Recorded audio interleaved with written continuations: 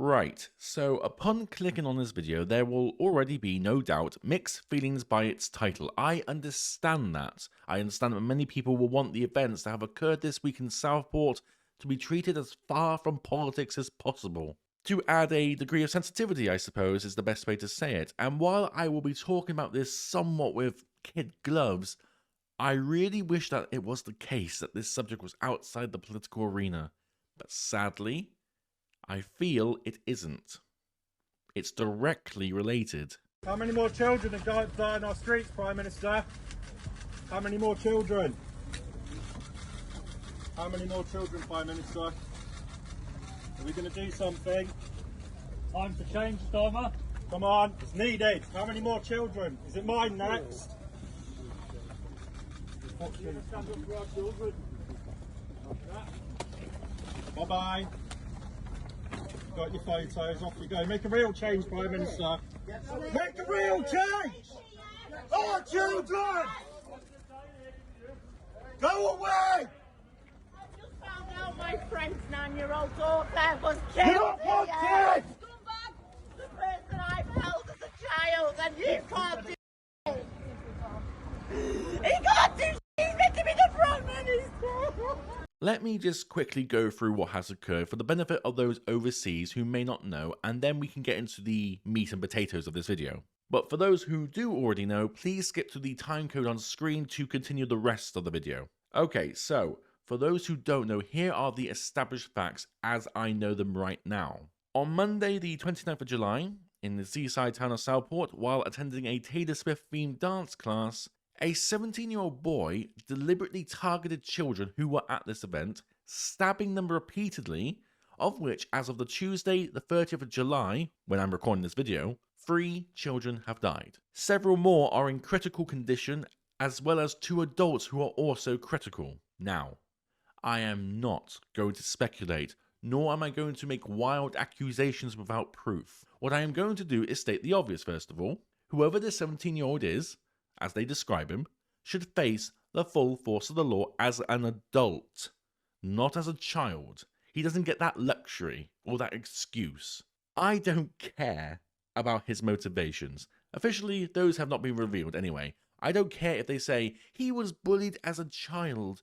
I was bullied as a child, and you don't see me destroying human life to satisfy my own personal demons. There is, of course, like with most things, speculation online that this attack is in line with other attacks where the perpetrators have been from a particular religion, commonly made fun of as being called the religion of peace. Now, I have no confirmation of this, but if it is true, I would not be surprised.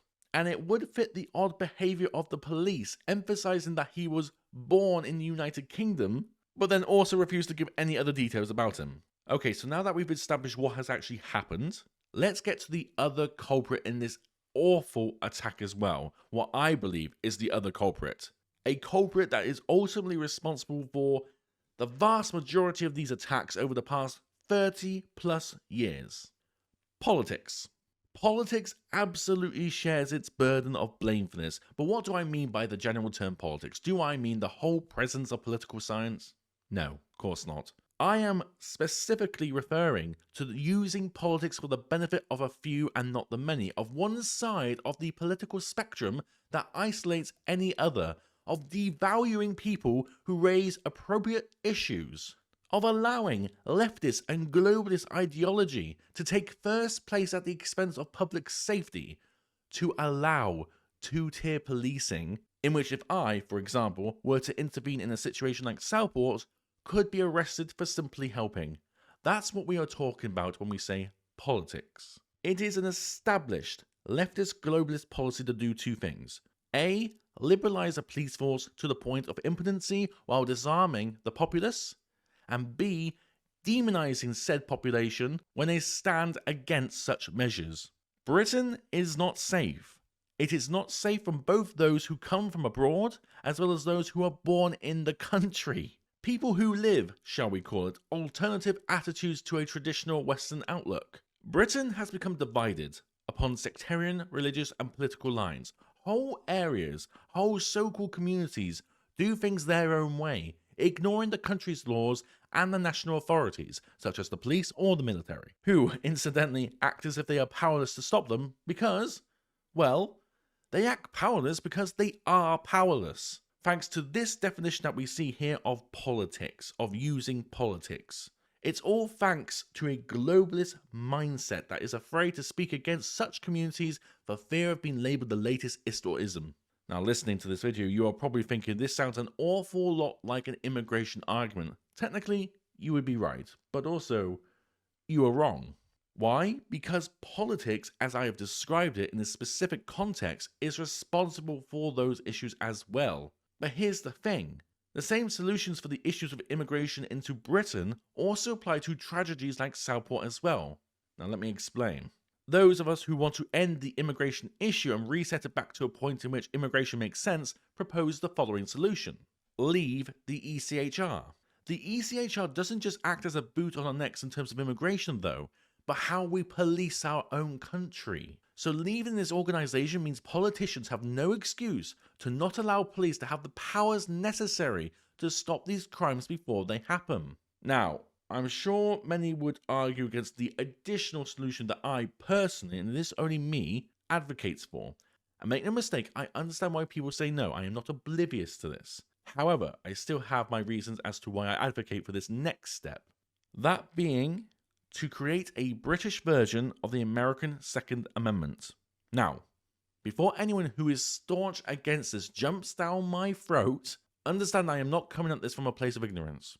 I know the arguments against the general population owning firearms. One argument against it would be because of situations like Southport happening more frequently. That's the insinuation. But here's the thing.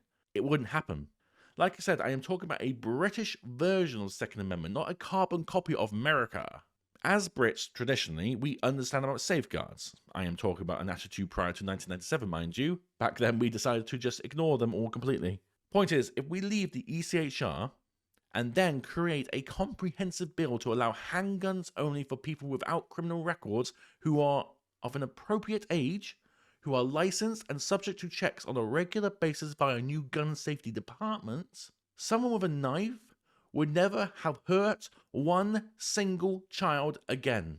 That fucker would have been shot dead and good riddance too. But let's be real, this is more of a venting video than anything else. I didn't really know how to put this subject into words because we don't know all the information. They're deliberately keeping it from us. So I thought I'd offer a constructive solution that you may or may not agree with, which brings me to my next point. Now I hand it over to you. Comment what you think. Do you agree? Disagree? What do you think is a better alternative solution if there is one? I hope to hear from you all, and as always, take care and God bless.